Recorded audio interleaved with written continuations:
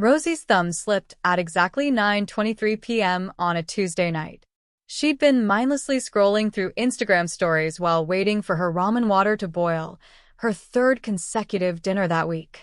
Her phone nearly tumbled from her hand when her cat, Pixel, jumped onto the couch beside her. She caught it reflexively, but her thumb landed squarely on the screen. When she looked down, the world seemed to tilt. A small laughing emoji glowed beneath an Instagram story. Not just any story. A memorial post. Black and white photograph of a young man, maybe mid-20s, with dark eyes and a devastating smile. The text read, Miguel Shor, beloved brother and son. Forever in our hearts. 1998 to 2025. No, no, no, no. Rosie whispered, her voice climbing in panic as she tapped frantically at the screen, trying to undo it.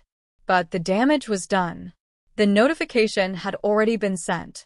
And worse, much worse, the username at the top of the story made her blood run cold at David Shor _official. Then she saw it. The screenshot notification. He'd captured it. Preserved her mistake forever. Her roommate, Jen, appeared in the doorway of their cramped living room, a towel wrapped around her wet hair. What's wrong? You look like you're about to pass out. I just laughed at a funeral post. Rosie's voice came out strangled, barely above a whisper. Okay, well, that's embarrassing, but people make mistakes on social media all the time. It was David Shor's brother's funeral, Jen. David Shor. The color drained from Jen's face. Wait. David Shor? The David Shor? The guy who owns half the warehouse district? The one whose import-export business everyone knows isn't just import-export. Rosie nodded miserably, staring at the story that had caused her downfall.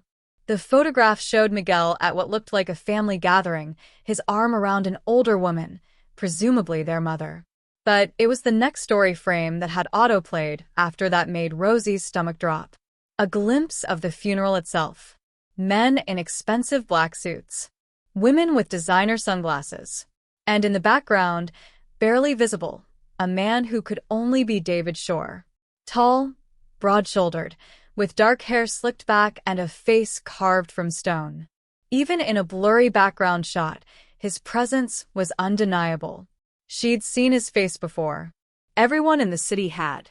David Shor appeared in the society pages regularly, always photographed at charity galas, ribbon cuttings for new community centers, or restaurant openings in gentrifying neighborhoods.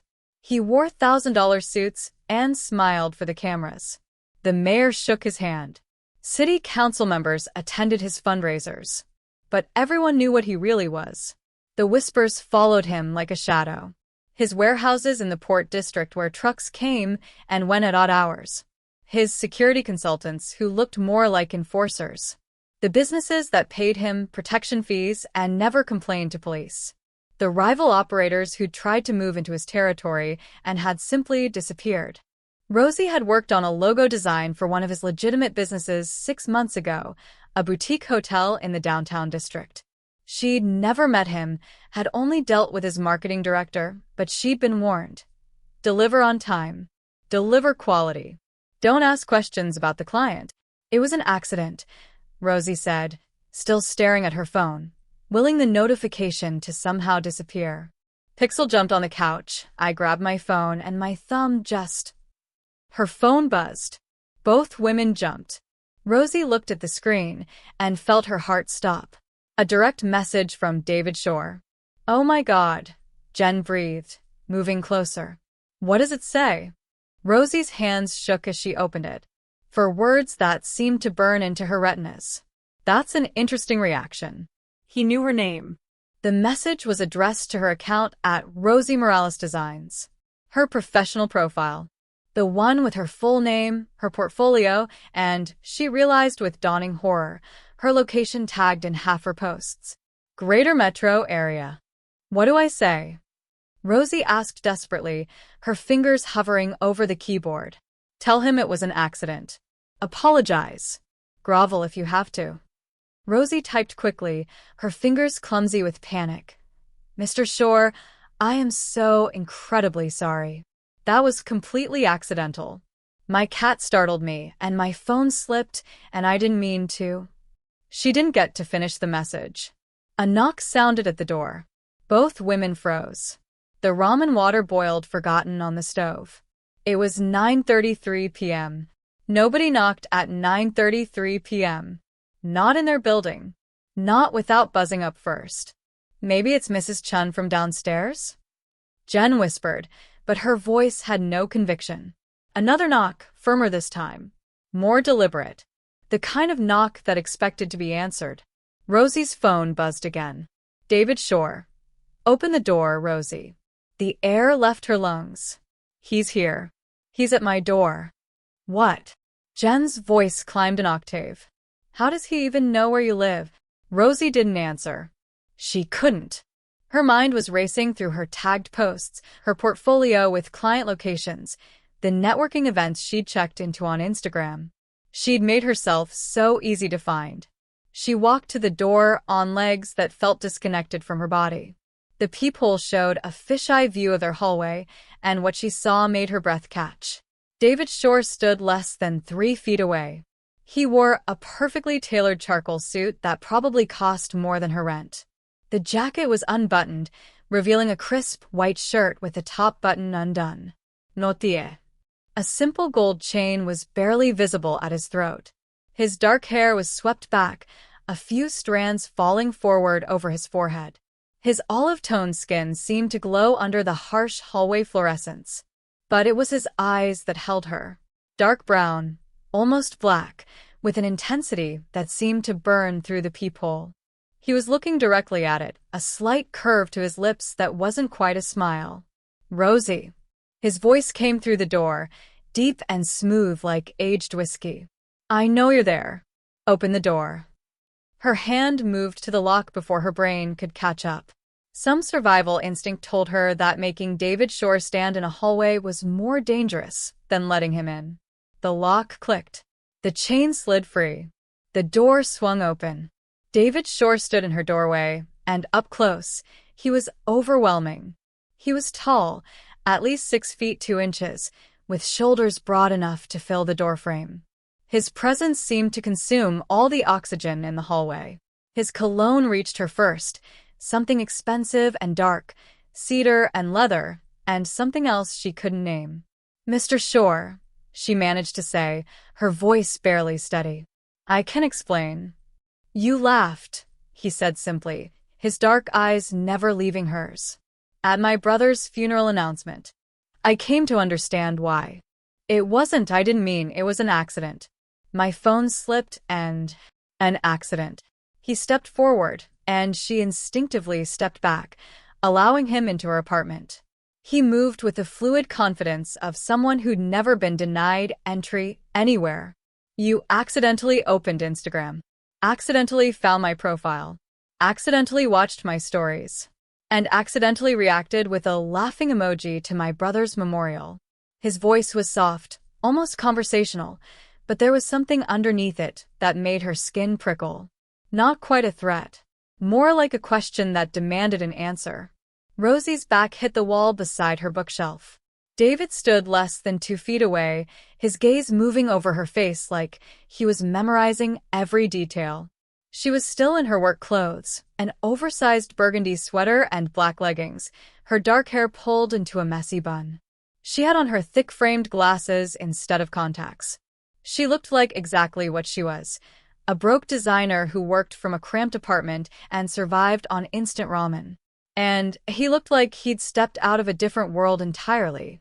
My cat startled me, Rosie said, hating how her voice shook. I grabbed my phone, and my thumb hit the screen. I would never. I'm not the kind of person who would laugh at something like that. I swear. David tilted his head slightly, studying her. You're scared. Wouldn't you be? The words escaped before she could stop them.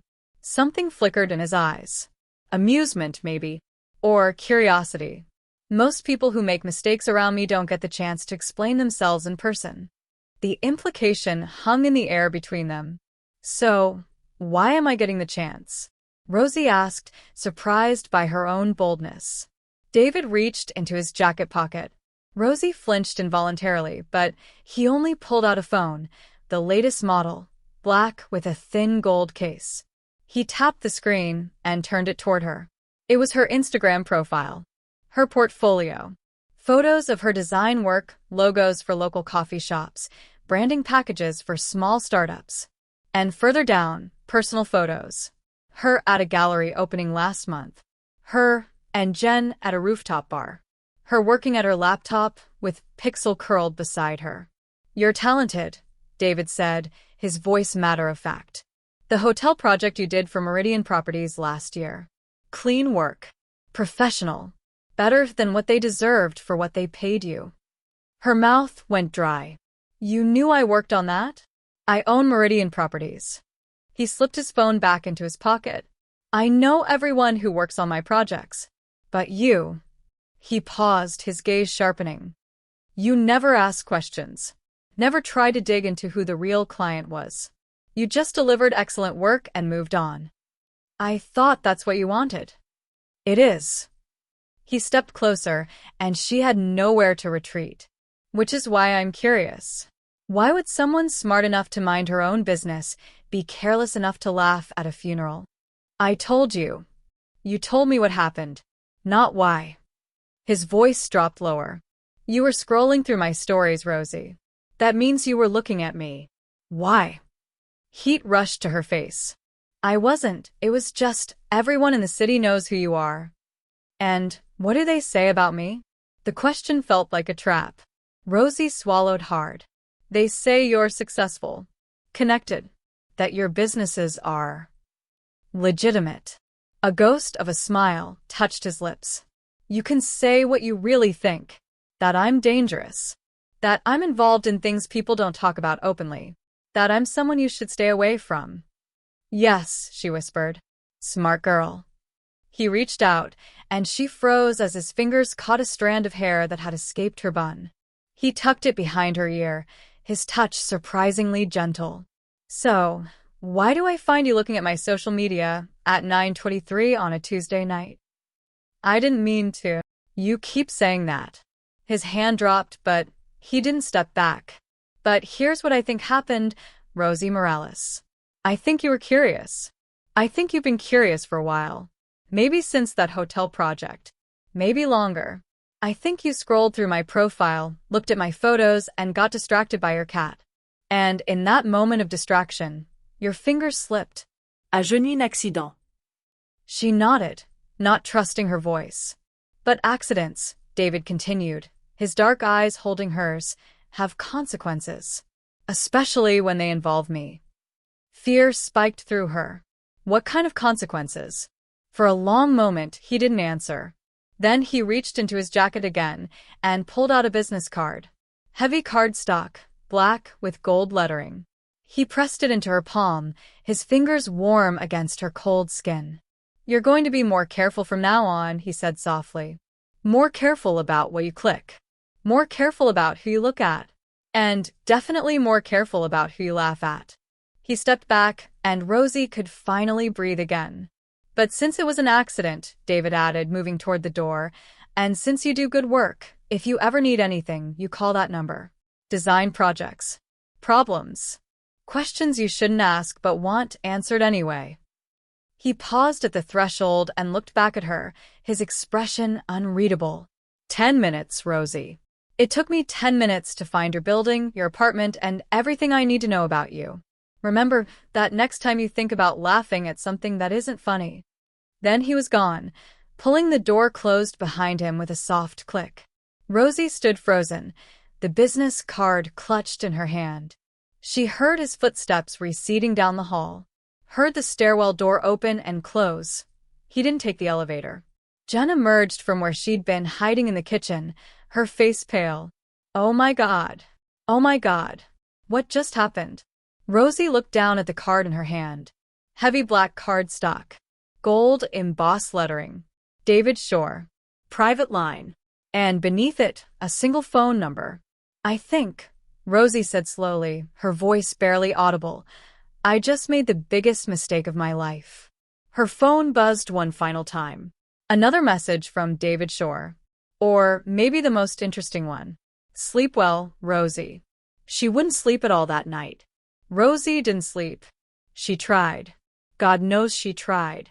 But every time she closed her eyes, she saw David Shor standing in her doorway, his dark eyes burning with an intensity that had nothing to do with anger and everything to do with something far more dangerous: curiosity.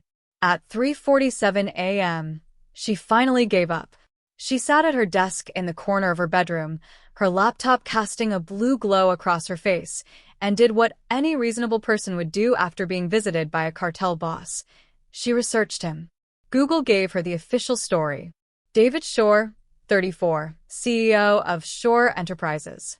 Import-export business with operations in 15 countries. Real estate holdings across the city. Philanthropist. Donated to children's hospitals, funded scholarships for underprivileged youth, sat on the board of 3 charitable foundations. The photographs showed him at ribbon-cutting ceremonies, shaking hands with the mayor, standing beside city council members at fundraising galas. In every photo, he wore expensive suits and an easy smile that never quite reached his eyes. But the Reddit threads told a different story. Everyone knows Shor runs the port. You don't move product through this city without his approval. My cousin worked security at one of his warehouses. Quit after 3 months. Won't talk about what he saw. The legitimate businesses are just for show. Follow the money, and it all leads back to shit that'll get you killed for asking about. One thread from 2 years ago made her blood run cold. Miguel Shor, brother, got jumped outside a club in the warehouse district. For guys with baseball bats. David showed up before the ambulance did. The guys who did it? Never found. Not even bodies. Just gone. Rosie slammed her laptop shut and pressed her palms against her eyes. What had she done? What had she accidentally stumbled into? The business card sat on her desk like a live grenade. Black cardstock, gold lettering, a single phone number. She'd picked it up and put it down 17 times since he'd left. Part of her wanted to tear it up, flush it down the toilet, pretend last night never happened. But another part of her, a part she didn't want to examine too closely, kept thinking about the way he'd looked at her. Not with the cold assessment of a predator evaluating prey, but with genuine curiosity. Like she'd surprised him. Like she was a puzzle he wanted to solve. You're talented, he'd said. He'd known about her work on the Meridian Properties project. Had tracked her down in 10 minutes. Had stood in her apartment and touched her hair with a gentleness that contradicted everything she'd heard about him. Pixel jumped onto the desk, meowing for breakfast. Rosie glanced at the time. 6:15 a.m. She had a client call at 9, a local coffee shop that wanted a new logo. She needed a shower, to caffeinate, to pretend her life hadn't been upended by a single accidental emoji. But first, she needed to check Instagram. She shouldn't. She knew she shouldn't. But her fingers were already opening the app, navigating to David Shor's profile. The memorial story was gone. 24 hours had passed. But there were new stories posted 3 hours ago. She hesitated, her thumb hovering over his profile picture. Don't click it. Don't you dare click it. She clicked it. The first frame was a photo of the city skyline at sunrise, taken from what looked like a penthouse balcony. The caption read, "Early morning thoughts." The second frame made her heart stop. It was a screenshot of their Instagram DM conversation, of his message. That's an interesting reaction. And her panicked reply, "Mr. Shor, I am so incredibly sorry. That was completely accidental." And beneath it, his caption, "Accidents can be enlightening." He'd posted it. Posted evidence of her mistake for his 47,000 followers to see. Her phone buzzed in her hand. A direct message from David Shor. Good morning, Rosie. I see you're still curious. She nearly dropped her phone again. He could see when she viewed his stories. Of course he could. Instagram showed that. How had she not thought of that? Her fingers trembled as she typed. Why did you post that? 3 dots appeared immediately. He was awake. He was online. He was waiting. Because I wanted to see if you'd look. You did. That's not an answer. Sure it is. You're still watching me. Even after last night. That tells me something. It tells you I'm an idiot. The dots appeared again, then disappeared. Then reappeared. Finally, his response came through. It tells me you're braver than you think. Or more reckless. I haven't decided which yet. Before she could respond, another message arrived. I'm sending a car for you at 8 a.m. We need to talk. Panic seized her chest. I can't. I have a client call at 9. Reschedule it. I can't just reschedule. You can. And you will. The car will be outside your building in 90 minutes. Don't make me come to your door again, Rosie. The conversation went silent. No more typing indicators. He was done talking. Rosie stared at her phone, her mind racing. She could refuse. She could ignore the car. She could block his number and hope he'd just forget about her. But she remembered what he'd said. Most people who make mistakes around me don't get the chance to explain themselves in person. What happened to people who didn't take the chances he offered? At 7:58 a.m., Rosie stood at her apartment window, watching the street below. She'd showered, dressed in the most professional things she owned, black pants, a burgundy blouse, and her only blazer. She'd left her hair down, applied minimal makeup, and grabbed her portfolio bag out of habit. Jen had already left for her shift at the hospital, but not before leaving a note on the kitchen counter. If you're not back by tonight, I'm calling the police. I don't care if he is David Shor. At exactly 8 a.m., a black Mercedes SUV with tinted windows pulled up in front of her building. Rosie's phone buzzed. Your ride is here. She took a deep breath, grabbed her bag, and headed downstairs before she could change her mind. The driver was a man in his 50s with gray hair and a suit that probably cost more than her monthly rent. He opened the back door without a word, his expression professionally neutral. Rosie slid into the leather interior. The door closed with a heavy, expensive thunk, and sitting in the seat beside her, looking like he'd been waiting for her his entire life, was David Shor. Good morning, he said, his voice smooth and dark. He wore a navy suit today, perfectly tailored, with a black shirt and no tie. His dark hair was swept back, a few strands falling across his forehead. He smelled like cedar and expensive cologne and danger. You said you were sending a car, Rosie managed to say. You didn't say you'd be in it. I changed my mind. He settled back in his seat as the driver pulled into traffic. I wanted to see if you'd actually come. Did I have a choice? His lips curved into something that wasn't quite a smile. There's always a choice, Rosie. You made yours when you came downstairs.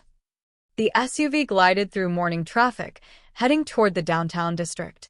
Rosie gripped her portfolio bag like a shield, trying not to notice how close David was sitting.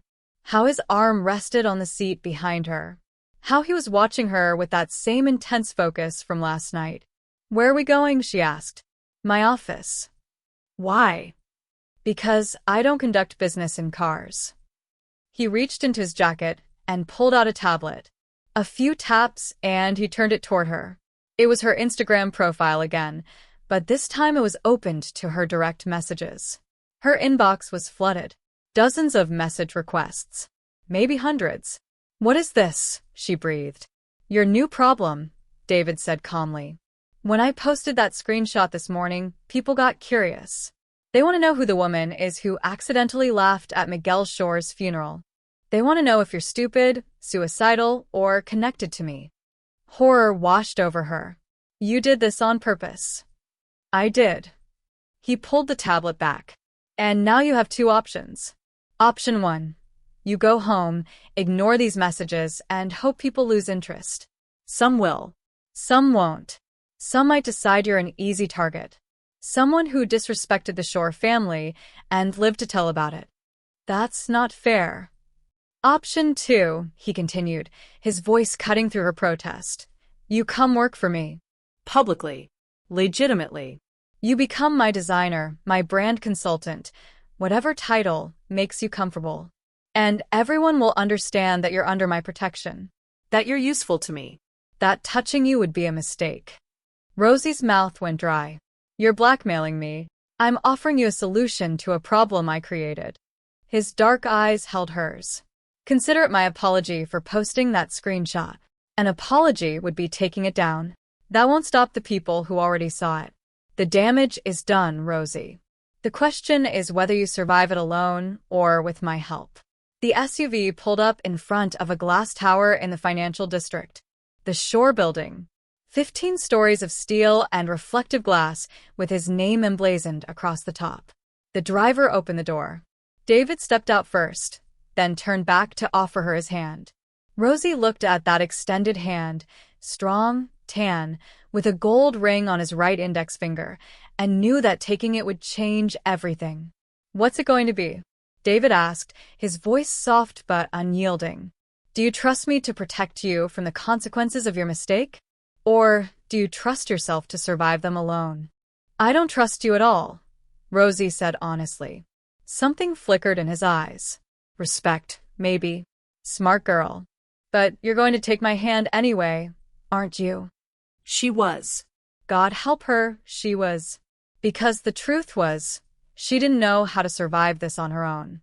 Didn't know how to navigate a world where cartel bosses posted screenshots and strangers flooded her inbox with messages that ranged from curious to threatening. And because another truth, one she barely wanted to acknowledge, whispered in the back of her mind. You're curious about him too. You have been since the hotel project. Maybe longer. Rosie placed her hand in his. His fingers closed around hers, warm and sure, and he pulled her gently from the SUV. Good choice, David murmured, not releasing her hand as he led her toward the building entrance. Now, let me show you what working for me actually means. The lobby was all marble and glass, with security guards who straightened when David walked past. They took a private elevator to the 15th floor. David stood close enough that she could feel the heat radiating from him, his hand still holding hers. You can let go now, Rosie said quietly. I could, David agreed. But he didn't. The elevator opened directly into a penthouse office. Floor-to-ceiling windows overlooked the entire city. Modern furniture, abstract art on the walls, and a desk that looked like it cost more than her car. David finally released her hand and moved to the windows, looking out over the city like a king surveying his kingdom. Miguel was supposed to take over the port operations, he said suddenly, his back to her. He was supposed to be my right hand. My conscience in a way. He asked questions I didn't want to answer. Made me think about things I preferred to ignore. Rosie stood frozen, not sure if she was supposed to respond. 3 weeks ago, someone put a bullet in his head outside a restaurant in the warehouse district. David's voice was eerily calm. They wanted to send me a message. They wanted to show me I wasn't untouchable, that my family wasn't safe. He turned to face her, and the grief in his eyes was so raw it made her chest ache. So when you laughed at his funeral post, Rosie, even by accident, it wasn't funny. It wasn't harmless. It was salt in a wound that's still bleeding. I'm sorry, Rosie whispered. I'm so sorry. I know you are. He moved toward her slowly, like he was approaching a frightened animal. But sorry doesn't protect you from the people who think you did it on purpose. Sorry doesn't explain to my enemies why I didn't make an example of you. He stopped directly in front of her, close enough that she had to tilt her head back to meet his eyes. So here's what's going to happen, David said softly. You're going to work for me. Really work for me. I need a rebrand for 3 of my properties. I need a designer I can trust who doesn't ask questions but delivers excellent work. You're going to do that. And in exchange, you're going to be safe, protected, untouchable. And if I say no? His hand came up to cup her cheek, his touch surprisingly gentle. Then you walk out of here, and I'll do what I can to minimize the damage. But I can't protect you if you're not mine, Rosie. That's just reality. Yours. The word hung in the air between them, loaded with implications she didn't want to examine. This is insane, she breathed. Probably, David agreed. But you came downstairs this morning. You got in the car. You took my hand. You're already making insane choices. Might as well make ones that keep you alive. He pulled a contract from his desk drawer. Heavy paper, already filled out with her name, an obscene salary figure, and terms that made her head spin. "Read it," he said. "Take your time. My lawyer will answer any questions." "But Rosie..." He leaned down, his lips close to her ear. "Don't take too long. The longer you're unprotected, the more dangerous things become." Then he stepped back, moved to his desk, and began working on his laptop as if she wasn't standing there having an existential crisis. Rosie looked down at the contract, at the salary that would change her life, at the terms that would bind her to David Shor for the next 2 years, at the signature line that waited for her pen. "Accidents can be enlightening," he'd written in his Instagram story. As she picked up the pen he'd left on the desk, Rosie thought, "No. Accidents can be catastrophic. But sometimes you choose the catastrophe anyway." She signed her name. David looked up from his laptop, his dark eyes meeting hers across the office. "Welcome to Shore Enterprises, Rosie," he said, and the slight smile on his lips was both a promise and a warning. "Try not to laugh at anything else that isn't funny." Chapter 2. The laptop arrived on Thursday morning. Rosie had been working for David for exactly 3 days. 3 days of video calls with his marketing director, 3 days of mood boards and brand guidelines, 3 days of pretending her life hadn't been completely upended by a single accidental emoji. She opened her apartment door to find a sleek silver box sitting on her doormat. No shipping label. No return address. Just a small card tucked under the black ribbon tied around it. Her hands shook as she carried the box inside. Jen was already at work, so Rosie sat on the couch and carefully untied the ribbon. Inside was a top-of-the-line laptop, the kind she'd bookmarked a dozen times but could never justify buying. Rose gold finish. Retina display. Enough processing power to run every design program simultaneously. The card read in typed print, "For someone with talent who works on a dying machine." She knew who it was from before she even opened the laptop. When she pressed the power button, it came to life already set up. Her name on the login screen. Her Instagram portfolio loaded in the browser. Her design files somehow transferred from her old laptop. Everything she needed, arranged exactly how she would have arranged it herself. Her phone buzzed. "David Shor, you're welcome. This is too much," she typed back. "It's a business expense. You can't produce quality work on that ancient machine you've been using. You went through my files. I had my IT department migrate everything. They're very discreet." The casual invasion of privacy should have terrified her. Maybe it did.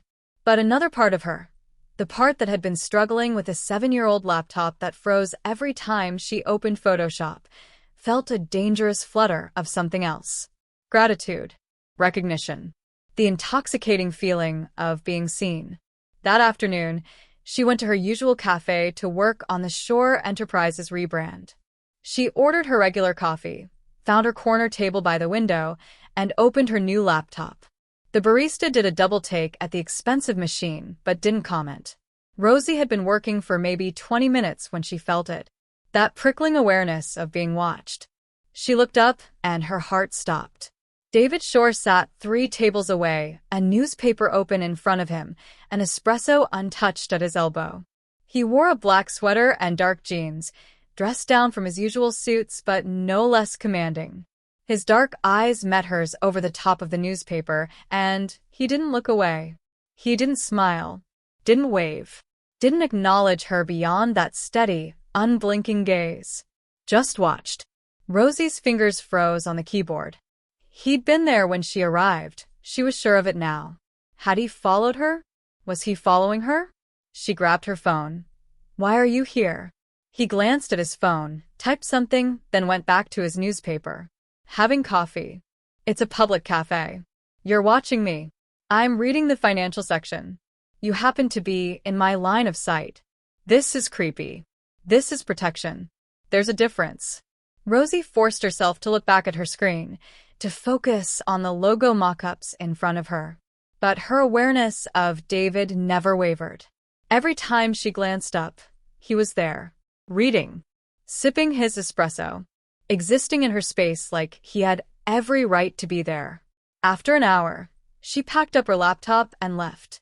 She didn't look at him on her way out. But that evening, when she returned to her apartment building, she saw him again.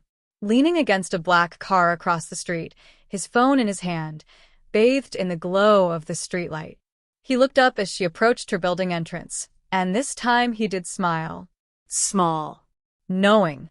Then he got in his car and drove away. It continued like that for days. David appearing in her periphery like a shadow she couldn't shake. At the bodega, where she bought groceries. Outside the gallery, where she met a potential client. In the park where she sometimes walked Pixel on a leash. Always watching. Never approaching. Never threatening. Just there. You're everywhere, she finally texted him on Sunday night. I told you. You're mine now. That means I know where you are. That's not protection. That's surveillance. Call it whatever helps you sleep at night, Rosie. But answer me this. Do you feel safer knowing I'm watching? Or more afraid? She stared at that message for a long time, because the truly terrifying answer was both. And somehow, impossibly, the safety was starting to outweigh the fear. The dress arrived on Friday evening in a garment bag, so expensive it looked like it belonged in a museum. Rosie stared at it hanging on her apartment door handle, her heart sinking with the weight of inevitability. No note this time. Just the dress and, tucked into a small envelope pinned to the bag, a card with embossed gold lettering. Tonight, 8 p.m. The car will be waiting. She unzipped the bag with trembling fingers. The dress was burgundy silk, elegant and understated, with a neckline that would sit just off her shoulders. Her size. Exactly her size. Of course it was. Jen appeared behind her, coffee mug in hand. He knows your dress size now. Apparently, he knows everything. Rosie's voice came out flat. She was too tired to be surprised anymore. Too worn down by a week of surveillance disguised as protection, gifts disguised as business expenses, and invitations disguised as choices. At exactly 7:45 p.m., Rosie descended the stairs in the burgundy dress, her hair loose around her shoulders, minimal makeup because she refused to try too hard for him. The same gray-haired driver stood beside the black Mercedes, but this time he offered a slight smile as he opened the door. Ms. Morales, you look lovely. David wasn't in the car this time. She wasn't sure if that was a relief or a disappointment. The drive took them out of the city, through neighborhoods that got progressively quieter and more exclusive, until they turned onto a private road flanked by iron gates that opened automatically. The estate appeared gradually through manicured trees, a modern architectural masterpiece of glass and stone, lit from within like a jewel box. David waited at the entrance, leaning against the doorframe with his hands in the pockets of tailored black pants. He wore a white shirt with the sleeves rolled to his elbows, the top buttons undone, revealing the hollow of his throat and that thin gold chain. His dark hair was slightly disheveled, like he'd been running his hands through it. He looked less polished than usual, more dangerous because of it. Rosie. Her name on his lips felt intimate, possessive. You wore the dress. Did I have a choice? She stepped out of the car, refusing the driver's offered hand, determined to maintain some shred of independence. There's always a choice. David pushed off the doorframe and moved toward her, his eyes traveling over the dress with obvious appreciation. You just keep making the ones I want you to make. He led her inside without touching her, but she felt the heat of his presence behind her like a physical thing. The interior was stunning, high ceilings, floor-to-ceiling windows overlooking the city lights in the distance, modern art that probably cost more than her annual income on every wall. But it felt empty somehow, like a showroom rather than a home. Dinner was set on a terrace overlooking an infinity pool that seemed to blend into the night sky. Candles flickered on the table. Wine already poured. Two place settings positioned close enough that their knees would touch when they sat. This is excessive, Rosie said, staring at the spread of food that could have fed 10 people. I don't do things halfway. David pulled out her chair, waiting until she reluctantly sat before taking his own seat across from her. You should know that about me by now. The first course appeared, delivered by a silent member of staff who vanished before Rosie could even register their presence. She picked up her fork, trying to ignore how David was watching her with that same unnerving intensity. You have $47,000 in student loans, David said suddenly, taking a sip of wine. Design degree from state. Graduated with honors, but couldn't afford the prestigious schools. You've been freelancing for 3 years, barely breaking even most months. Last year you almost had to move back in with your parents in Ohio, but you picked up that hotel contract at the last minute. Rosie's fork clattered against her plate. How do you? Your last relationship ended 8 months ago. A guy named Marcus who worked in tech. He left you for someone with a trust fund and better connections. Told you that you weren't ambitious enough. David's voice remained conversational, like he was discussing the weather. Before that, a string of relationships that ended the same way. Men who made you feel ordinary. Forgettable. Heat rushed to her face, equal parts humiliation and rage. You had no right to dig into my life like that. I had every right. He set down his wine glass, his dark eyes pinning her in place. The moment you laughed at my brother's funeral, you became my business. I don't take chances with my business, Rosie. I learn everything there is to know. This is insane. This is survival. He leaned forward, his voice dropping lower. You're terrified of being ordinary, of being invisible, of living a small life that no one remembers. That's why you stayed in this city instead of going back to Ohio. That's why you keep taking jobs that barely pay rent instead of getting a safe corporate position. You'd rather struggle towards something extraordinary than succeed at something mundane. Rosie's throat tightened. Hearing her deepest fears spoken aloud by this man felt like being flayed open. I'm offering you a way out, David continued. Contract work. Real money. Design for my properties, the legitimate ones. Hotels, restaurants, the community center I'm funding downtown. 6 months of steady income. Enough to pay off those loans and build the portfolio that'll get you the clients you actually want. Why? The word came out strangled. Why me? Because you're talented. Because you don't ask questions. And because... He paused, something shifting in his expression. Because you looked at me like I was a person, not a monster. Even scared, even confused, you saw me. That's rare, Rosie. I don't waste rare things. The implication hung between them like smoke. This wasn't just about design work. They both knew it. And if I say no? David's smile was sad, almost regretful. Then you go home. You try to rebuild from the damage my Instagram post caused. Maybe you succeed. Maybe you don't. But you'll always wonder what would have happened if you'd been brave enough to say yes. Rosie looked out at the city lights sprawling in the distance, at the life she'd been clinging to by her fingernails for 3 years. Then she looked at David Shor, this beautiful, dangerous man who saw through her so completely it terrified her. I want creative control, she said finally. Full control over the designs. No interference. Something like triumph flickered in his eyes. Done. And I want it in writing. A real contract. Legal and binding. My lawyer will have it ready by Monday. And you stop following me everywhere. The surveillance stops. David tilted his head, considering. I can't promise that. But I can promise to be more discreet. It wasn't enough. It would never be enough. But it was all she was going to get. Fine, Rosie whispered. I accept.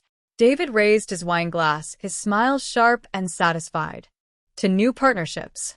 And to you, Rosie Morales, finally choosing something extraordinary. She clinked her glass against his, knowing she hadn't chosen anything at all. The choice had been made the moment her thumb slipped on that funeral post. Everything since then had just been the slow, inevitable fall. The gallery opening was in a converted warehouse in the Arts District, all exposed brick and track lighting illuminating abstract paintings that Rosie suspected were more about money laundering than artistic merit. David's hand rested on the small of her back as they entered, a touch that looked casual but felt like a brand. Everyone turned to look. Conversations paused mid-sentence. The room recalibrated around his presence. "Smile," David murmured against her ear. "You're supposed to be enjoying yourself." Rosie forced her lips into something approximating pleasure as he guided her through the crowd. People approached with careful deference, their eyes sliding to her with undisguised curiosity. David introduced her the same way each time. "Rosie Morales, my new brand consultant." The words were innocuous, but the way he said them, with that subtle edge of possession, made it clear she was more than an employee. She watched the way people reacted to him. The gallery owner's too bright smile that didn't reach his eyes. The art dealer who laughed too loudly at David's mild observation. The woman in the corner who went pale when David glanced her direction and promptly excused herself from her conversation. They feared him. All of them. Wine. David plucked 2 glasses from a passing server without waiting for her answer, pressing one into her hand. His fingers lingered against hers a moment too long. "Mr. Shor." A man in an expensive suit materialized beside them, his smile practiced and empty. "Wonderful event. Thank you for your generous support." "Of course." David's voice remained pleasant, but something shifted in his posture. A subtle straightening that made him seem taller, more dangerous. "I trust the shipment arrived on schedule?" Yes, everything was handled appropriately. The man's eyes darted to Rosie, then away. "Perhaps we could discuss the details privately?" "Rosie is my consultant. She stays." David's hand tightened fractionally on her back. Not a request. A command. The man's jaw ticked, but he nodded. They moved to a quieter corner, and Rosie watched as the conversation continued in code she couldn't quite crack. Shipments and schedules and distribution channels that could have been about art or something far less legitimate. The man left looking relieved, and 2 more approached with similar conversations. By the 3rd exchange, Rosie understood. The gallery was a front. The opening was a meeting. Every smile and handshake was a transaction wrapped in expensive wine and pretentious art. "You're being very quiet," David said as they stepped onto the gallery's rooftop terrace, escaping the crowd below. City lights sprawled beneath them, and the November air bit through her thin dress. "I'm trying to figure out if I should be terrified or fascinated." Rosie wrapped her arms around herself, less from cold than from the need to hold something together. David shrugged off his jacket and draped it over her shoulders. It smelled like him. Cedar and danger and something darkly intoxicating. "You can be both." "Those men were afraid of you." "Yes." "Because of what you could do to them." "Yes." He leaned against the railing, his profile sharp against the city lights. Miguel hated this part. The fear.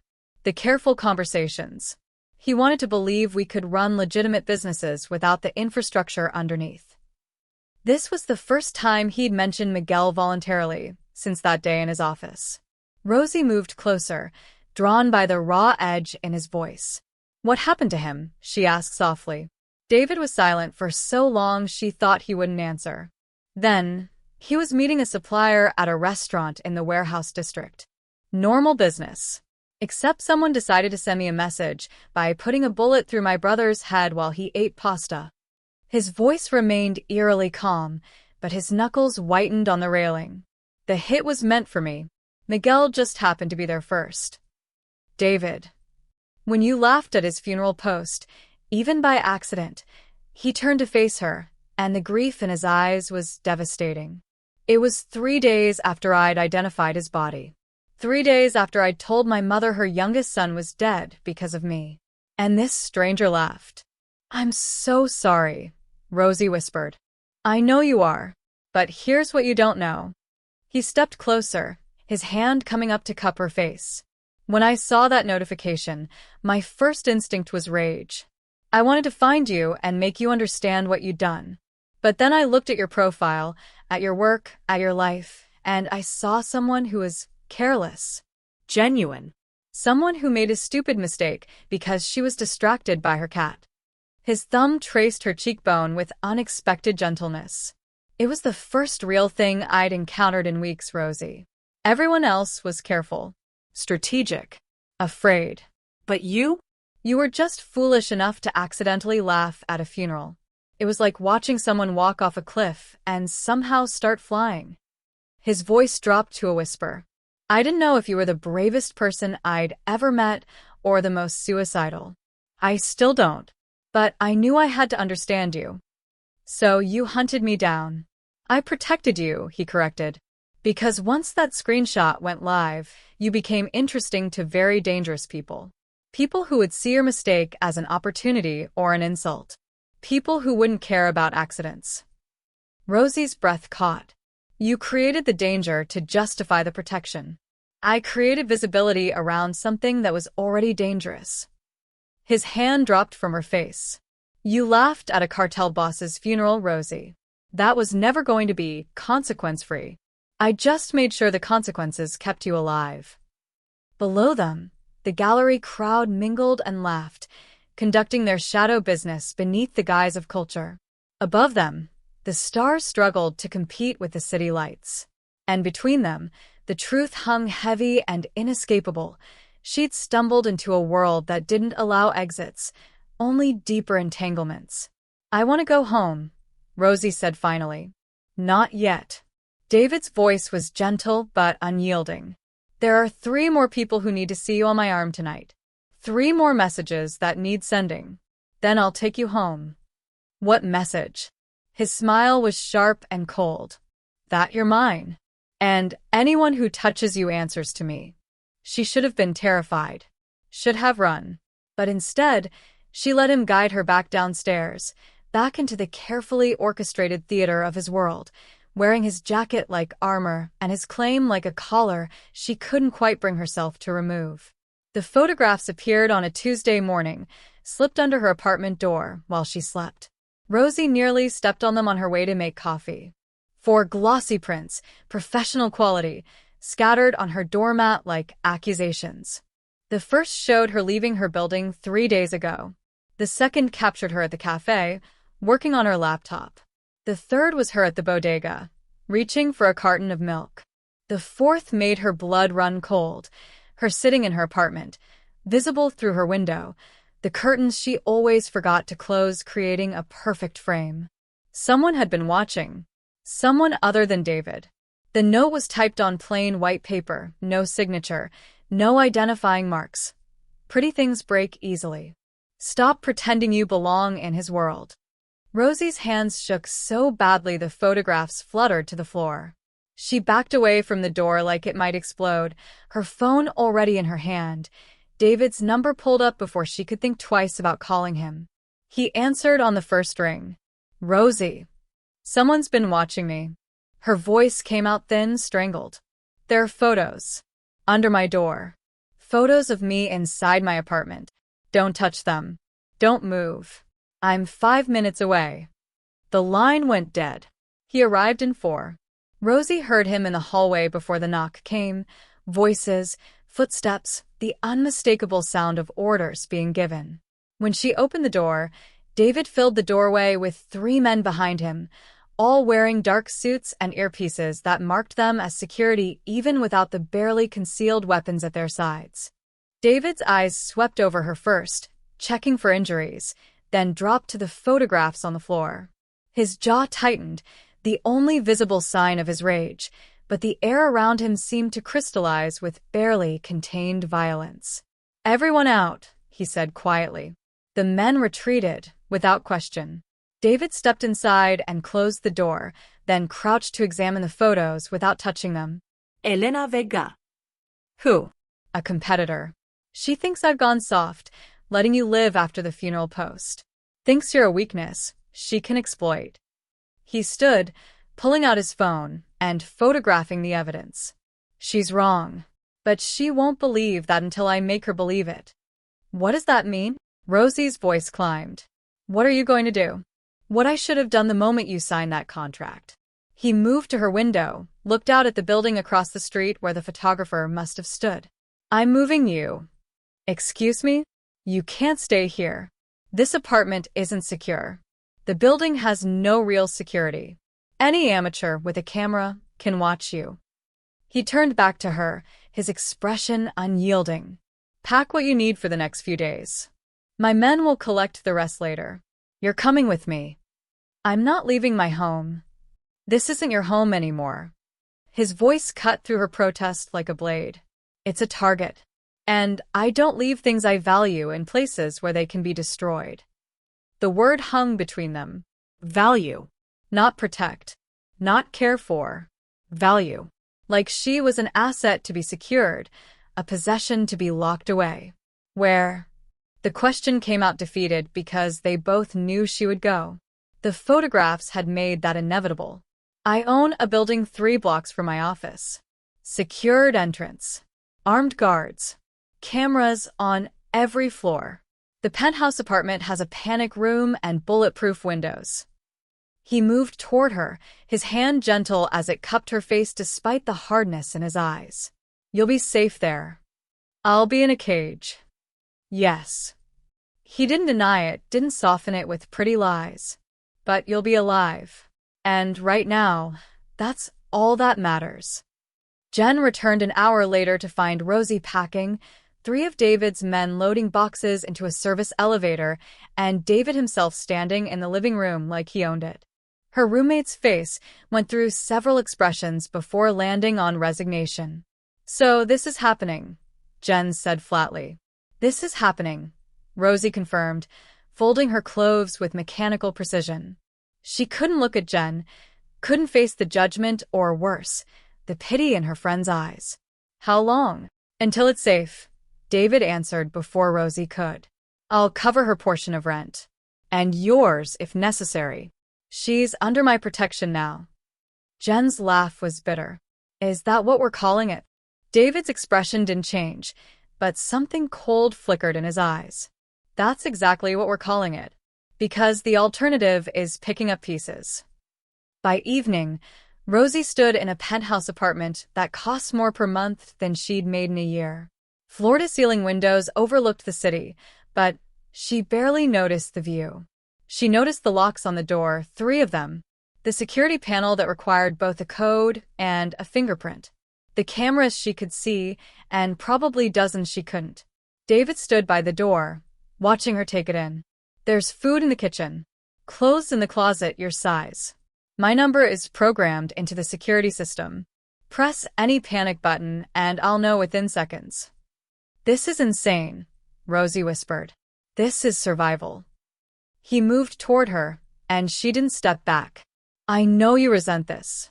The cage. The control. But Elena won't stop with photographs. Next time, it'll be worse. And I can't. His voice caught, just barely. I won't bury someone else because I wasn't careful enough. Rosie looked up at him, at this dangerous man who'd upended her entire life over an accidental emoji, who now held her captive while calling it protection. She should hate him, should rage against the gilded cage he'd built around her. But when she looked at those photographs still burned into her memory at the proof that someone wanted to hurt him, she understood. The cage wasn't just for her protection. It was for his peace of mind. How long, she asked. Until I've eliminated the threat. His hand came up to brush a strand of hair from her face. However long that takes. And if I want to leave? His smile was sad and knowing. Then you leave. But we both know you won't. Not because I'm forcing you to stay, but because you understand what's waiting outside these walls. He was right. God help her, he was right. After he left, Rosie stood at the window watching the city lights blur through tears she refused to let fall. Somewhere out there, Elena Vega was planning her next move. Somewhere out there, people wanted her dead for a mistake she'd made while distracted by her cat. And somewhere much closer, armed guards stood between her and the world, making sure she stayed exactly where David Shor wanted her. Safe.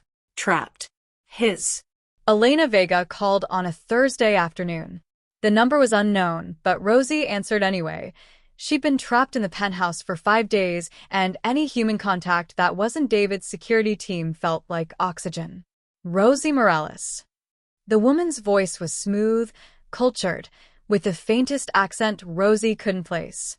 I've been wanting to speak with you. Every instinct screamed warning. Who is this? Someone who wants to help you escape the very attractive cage you're currently locked inside. A pause, loaded with meaning. David hasn't told you about me, has he? In Elena Vega. The woman whose photographs made you run to him for protection. Rosie's grip tightened on her phone. She glanced at the security camera in the corner of the room, then moved to the bathroom. The only space David had assured her was private. Her hands shook as she closed the door and turned on the shower for white noise. I know who you are, Rosie said carefully. Good. Then you know I have no interest in hurting you. You're just a pawn in a much larger game, sweetheart. A pretty distraction David is using to look human while he consolidates his territory. Elena's voice turned almost gentle. I'm offering you a way out. $200,000. Enough to disappear. Start over somewhere he can't find you. Why would you do that? Because watching David Shor play house with a civilian designer is frankly nauseating. Because your presence makes him vulnerable, and I prefer my enemies focused. Elena Siged. And because, despite what he's told you about me, I don't actually enjoy collateral damage. You made a stupid mistake on Instagram. You don't deserve to die for it. Rosie's mind raced. She thought of David's words at the gallery. Anyone who touches you answers to me. She thought of the contract she'd signed, the apartment she'd been moved into, the way he looked at her like she was both salvation and sin. What if I don't want to leave? The words came out before she could stop them. Elena laughed, sharp and disbelieving. Then you're either incredibly brave or incredibly stupid. Let me be clear, Rosie. David Shor is a killer. A very sophisticated killer who donates to children's hospitals and hosts charity galas, but a killer nonetheless. The legitimate businesses? Money laundering. The community centers? Recruitment. Everything he touches is stained with blood, including you. And you're different? I'm honest about what I am. I don't pretend redemption is possible. I don't drag innocent women into my world and call it protection. Elena's voice hardened. You have 72 hours to decide. Take the money and run, or stay and become exactly what he's turning you into, an accomplice. My number will remain active. Choose wisely. The line went dead. Rosie stared at her reflection in the bathroom mirror, her phone clutched in white-knuckled hands.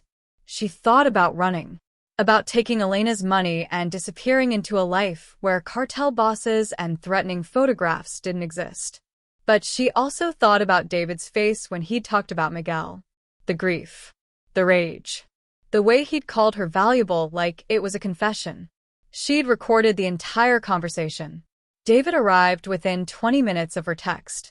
He found her sitting on the couch, her phone on the coffee table between them like evidence at a crime scene. Play it, he said without preamble. She did. Elena's voice filled the penthouse, offering money and freedom and truth wrapped in poison. When it finished, David stood silent for a long moment, his expression unreadable. You could have taken it, he finally said. The money. The escape. Why didn't you? Because she's right about one thing. I've already chosen. Rosie met his eyes. I signed your contract. I moved into your cage. I let you rebrand me as yours in front of people who deal in shadows. Running now would just make me a target for both of you. That's one reason. David moved closer, sitting on the coffee table, so their knees almost touched. What's the other? Rosie's throat tightened. Because you told me about Miguel, about legitimizing your businesses. And I want to know if that was a lie or if somewhere underneath all of this, you actually mean it. Something shifted in David's expression. Vulnerability, maybe, or recognition. It's not a lie. I have an exit strategy. 2 years to legitimize everything. Transfer operations to legitimate partners. Clean the money. Build something Miguel would have been proud of. His voice dropped. But I can't do that with Elena and others like her circling. They see any move toward legitimacy as weakness. They'll strike before I can finish. So you need to eliminate them first. Yes. No apology. No softening. Just brutal honesty. And me? Rosie asked. Where do I fit in your 2-year plan? David reached out, his fingers tilting her chin up. You're the reason I'm still trying. You laughed at a funeral and somehow made me remember what it felt like to be surprised. To want something beyond survival. His thumb brushed her jaw. You're not collateral damage, Rosie. You're the point. She should have been afraid of those words. Should have recognized the obsession beneath them. But instead, she leaned into his touch and made her choice. Then let's burn it all down, she whispered. Your way out. My way forward. But I need you to promise me something. Anything. When this is over, when Elena and the others are gone and your businesses are clean, you let me decide if I stay. No manipulación. No calles. Just an honest choice. David's smile was slow and devastating. Deal. But fair warning, Rosie. I'm very good at making people want to stay. I'm counting on it, she said, and sealed her fate with a kiss that tasted like danger and redemption in equal measure. The Moreno family arrived at David's office building on a gray Tuesday morning, 3 black SUVs carrying men in expensive suits who moved like soldiers. Rosie watched from David's penthouse office as they filed through security, each one patted down by David's men, weapons confiscated with practiced efficiency. You don't have to be here for this, David said, adjusting his cufflinks without looking at her. He wore a charcoal 3-piece suit that made him look like a CEO, but the cold calculation in his eyes revealed something far more dangerous. You said I was the point, Rosie reminded him. That means I see all of it. Even the ugly parts. His lips curved into something that wasn't quite a smile. Especially the ugly parts. The conference room was all glass and steel, positioned so that anyone inside could see the city sprawling beneath them. 5 Morenos sat on one side of the table, Patriarch Carlos at the center, flanked by his sons and lieutenants. David took the opposite side alone, refusing to appear outnumbered. Rosie stood by the window, present but not seated, there to bear witness. You're making a mistake, David. Carlos Moreno's voice was gravelly, worn by decades of cigarettes and shouted orders. This legitimization fantasy of yours? It's an insult. We built this territory together. Our families bled together. And I'm offering to buy you out. David's voice remained level, almost bored. Fair market value for your legitimate holdings. Clean exit. You take the money, invest in your restaurants and real estate, and we part ways professionally. We don't want an exit. Carlos's eldest son, Marco, leaned forward, his jaw tight. We want what we were promised. Partnership. Loyalty. Not to be pushed out because you caught feelings for some designer and decided to play a redemption arc. David's expression didn't change, but the temperature in the room dropped. Be very careful with your next words, Marco. Or what? You'll cut us out like you're planning to anyway. Marco's laugh was harsh. We know about your FBI meetings. About the immunity deals you're negotiating. You're planning to sacrifice us to save yourself. I'm planning to save everyone by legitimizing operations before the federal noose tightens further. David pulled a tablet from his briefcase and slid it across the table. But if you prefer the alternative, I've prepared something for your consideration. Carlos opened the file, his face going gray as he scrolled. Marco leaned over, his expression shifting from anger to horror. The other Morenos crowded around, their faces reflecting the same dawning realization. 23 years of operations, David said quietly.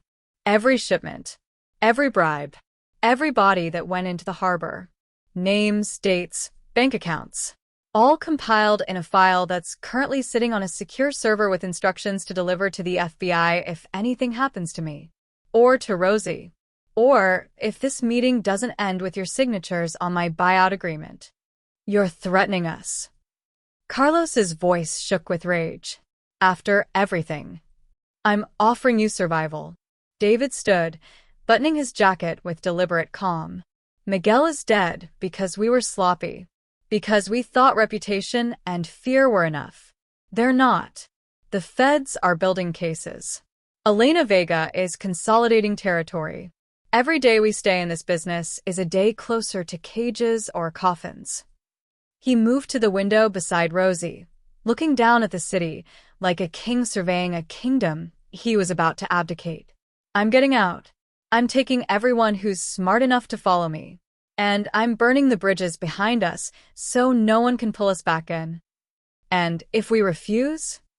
Marco asked, his voice hard. David turned, and the man Rosie had kissed last night disappeared, replaced by something cold and absolute. Then you become an obstacle. And I remove obstacles. You know this about me, Marco. Your father knows this. Every person in this room knows what I'm capable of when someone stands between me and what I want. His hand found Rosie's, lacing their fingers together in a gesture that was both possessive and grounding. I want out. I want clean. I want a life where I don't count bodies before breakfast. And I will burn down everything and everyone who tries to stop me. The silence stretched taut as a wire. Carlos looked at his sons, at the tablet containing decades of incriminating evidence, at David's unyielding expression. How much? Carlos asked finally, his voice defeated. 12 million for your shares in the port operations. 8 for the distribution channels. Fair market value for the legitimate properties. David's voice softened fractionally. And your grandchildren never have to know what you were. They can grow up thinking you were just a successful restaurant owner who made good investments. Carlos's eyes glistened. You're a cold bastard, David Shor. Yes. No epalegi. No dinael. But I'm a cold bastard who's keeping you out of federal prison. Sign the papers, Carlos. Take the money. Let me handle the cleanup. One by one, they signed. Rosie watched their hands shake as they put pen to paper, selling their empire for the promise of safety and legacy. When the last signature dried, David gathered the documents with practiced efficiency. Pleasure doing business with you, gentlemen. He guided them to the door, his hand never leaving Rosie's. My lawyers will have the funds transferred by end of week. After they left, Rosie turned to David, her mind reeling from what she'd witnessed. That file. Those decades of evidence. You really compiled all of that. Every word. He pulled her close, his forehead resting against hers. Miguel spent 2 years building it. He said if we were going to get out, we needed insurance. Proof that taking us down meant taking everyone down. That's brilliant. She paused. That's terrifying. That's survival. His kiss was soft, almost apologetic. One thread down. Elena next. Then we're free. But as Rosie looked at the contracts on the table, at the empire being systematically dismantled, she wondered if freedom was ever really possible for people who'd built their lives on foundations of blood and fear. Or if they'd just be building prettier cages. The power went out at 2:47 a.m. Rosie woke to complete darkness, the ever-present hum of the penthouse's climate control suddenly, ominously silent. She reached for her phone on the nightstand. Dead. She'd forgotten to charge it. Again. Backup generators should kick in, she whispered to the empty room, trying to calm her racing heart. David had shown her the building's security systems. Multiple redundancies. Fail-safes upon fail-safes. 30 seconds passed. A minute. The darkness remained absolute. Rosie fumbled her way to the panic button by the bed, pressing it 3 times the way David had taught her. Nothing. No alarm. No response. Just crushing silence. The apartment door exploded inward. She screamed, scrambling backward, but hands grabbed her in the darkness. Strong. Professional. A cloth pressed over her mouth and nose, chemical sweet and suffocating. She fought, clawing and kicking, but her limbs went heavy. The world tilted sideways. Then nothing. She woke to fluorescent lights and concrete. Her head pounded, her mouth tasted like copper and chemicals. Zip ties cut into her wrists, binding them behind the metal chair she was strapped to. The room was empty except for a camera on a tripod pointed directly at her face. Good. You're awake. Elena Vega stepped into frame, immaculate in a white suit despite the industrial warehouse setting. Her dark hair was pulled back severely, emphasizing sharp cheekbones and eyes that held no warmth. "We need you alert for the video. David won't respond to an unconscious hostage." "He'll kill you for this," Rosie said, her voice hoarse. "Perhaps. But first, he'll have to choose between his pride and your life." Elena crouched in front of her, almost gentle. "I did offer you money to leave. You chose him. Now you get to see what that choice costs." The camera light blinked red. Recording. Elena stood, addressing the lens. "Hello, David. As you can see, I have something that belongs to you." She's unharmed.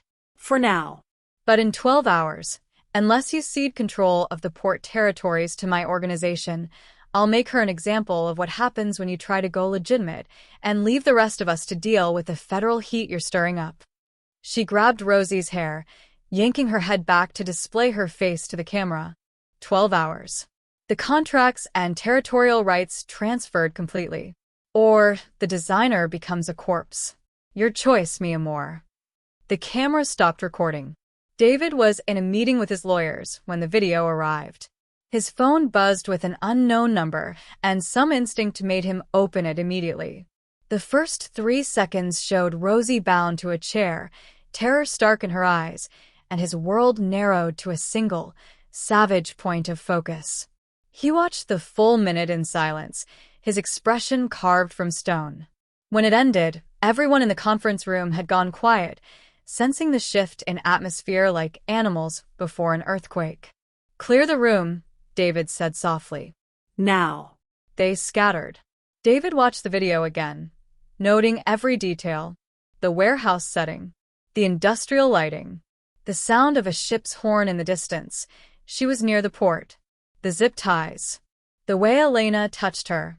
Each observation was catalogued with cold precision, rage compressed into something sharp and useful. He made 3 calls. First to his head of security, who confirmed the power outage had been deliberately triggered, the backup generators hacked, the guards drugged. Professional. Coordinated. Elena had planned this meticulously. Second to his attorney. Execute Protocol 7. Every piece of evidence we have on Elena Vega goes to the FBI within the hour. I want warrants. I want federal agents mobilized. And I want her entire operation exposed. Third to someone whose number wasn't saved in his phone. It's time. I'm calling in the favor. Everything I promised, the territory, the information, the immunity, it's yours. But I need your people at the port in 11 hours. And I need Elena Vega in custody when this is done, not dead. He hung up and pulled up the video one more time. Rosie's face filled his screen, frightened but not broken. He traced her image with his thumb, his voice barely a whisper. "Hold on, Rosie. I'm coming. And when I'm done, Elena will wish she'd killed you quickly." He stood, grabbed his jacket, and walked out into the night to start a war he'd been preparing for since Miguel died. Because there were lines you didn't cross in this world. Rules that kept the chaos from consuming everything. Elena had just crossed every single one. And David Shor had never been good at forgiveness. Rosie counted the seconds in the darkness after Elena left. 60. 100. 200. She forced herself to breathe through the fear, to think like David would think. Strategic. Calculating. Looking for advantages where none seemed to exist. The zip ties were industrial grade, but they'd bound her hands behind the chair back, which meant leverage. The chair was metal but old, welded joints that might have weak points. She had 12 hours before Elena made good on her threat. David would come. She knew that with absolute certainty. The question was whether he'd arrive in time, or whether her last sight would be Elena's cold smile before everything went dark forever. She tested the zip ties, feeling for weaknesses, and began to count again. Surviving the next 12 hours would require more than hope. It would require the same ruthless determination that had made her record Elena's first call instead of running. The determination to fight for a future she hadn't even known she wanted until David Shor knocked on her door and made her choose between safety and significance. She chose significance. Now she just had to survive long enough to live it. The port at dawn was swallowed in fog.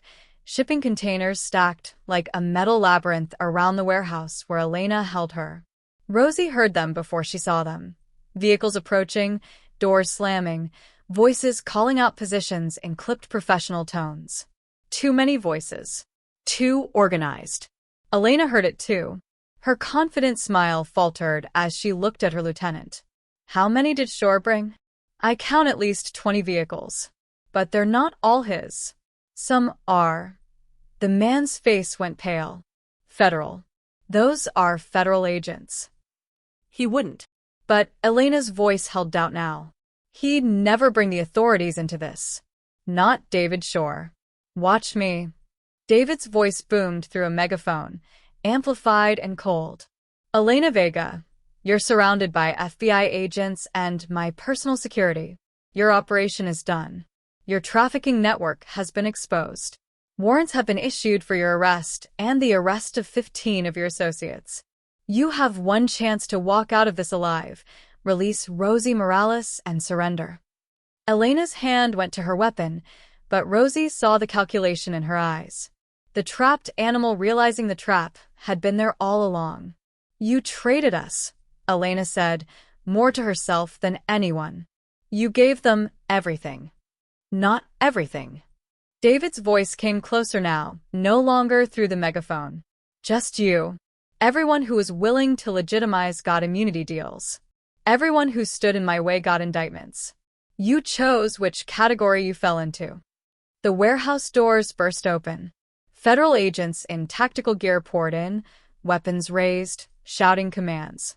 Elena raised her hands slowly, her white suit now seeming like a surrender flag. They zip-tied her wrists, the same industrial ties that bound Rosie, and read her rights while dismantling her empire in real time. Then David was there, cutting through the chaos like he owned it. He knelt in front of Rosie, his hands gentle as they worked the zip ties loose.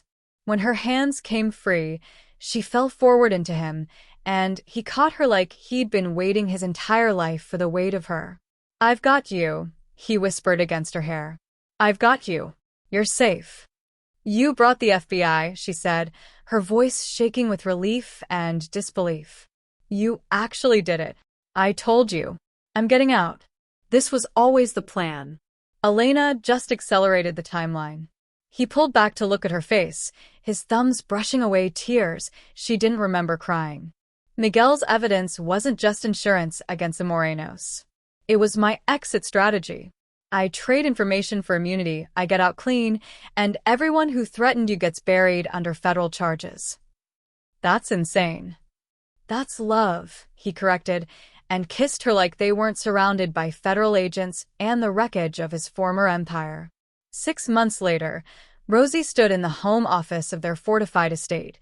Not a penthouse cage, but a real home with gardens and security that protected rather than imprisoned. Her design agency occupied the entire West Wing, her team of 3 working on projects for David's now completely legitimate hospitality empire and independent clients who paid her what she was worth. The woman who'd accidentally laughed at a funeral felt like someone from another life. She'd become someone who negotiated with federal prosecutors, who redesigned entire brands for businesses being scrubbed clean, who stood beside David Shor while he systematically dismantled everything he'd built and reconstructed it in the light. Her phone buzzed with an Instagram notification. David had posted for the first time in 6 months a photo of the ribbon-cutting ceremony for his newest boutique hotel, completely legitimate, completely clean. The caption read, "New beginnings. Built on better foundations." Rosie smiled and opened the story, her thumb hovering over the reaction options. Then, deliberately, thoughtfully, she selected one, a heart emoji. She watched it appear beneath his post, watched the notification deliver. 30 seconds later, David appeared in her office doorway, phone in hand, that devastating smile on his face. A heart emoji? He moved toward her, backing her against her desk. That's quite a reaction, Ms. Morales. I thought it was appropriate. She wrapped her arms around his neck. For someone who went from cartel boss to legitimate businessman, who kept his promise about giving me a choice. And his voice dropped lower, intimate. What choice did you make?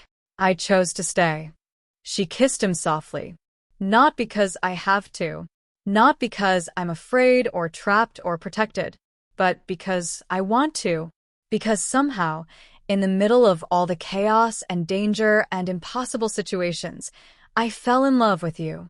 David's forehead rested against hers, his eyes closed. Miguel would have liked you. He would have said you were brave enough to make me better. I'm not making you better. I'm just standing beside you while you do the work. She pulled back to look at him. That's what partnership means, right? We burn it down together. We build it back better. Together.